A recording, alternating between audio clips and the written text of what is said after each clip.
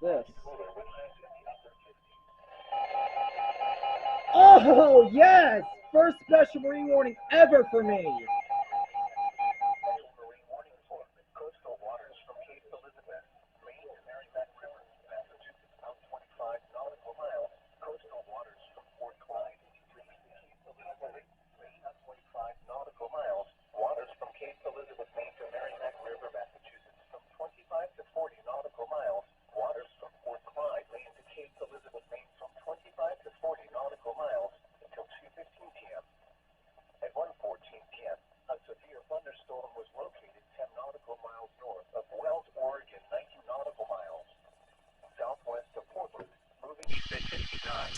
Sorry about that, guys.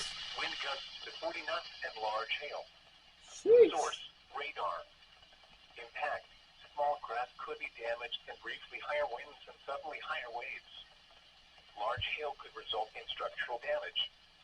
Locations impacted include Old Orchard Beach and Kennebunkport. That's it?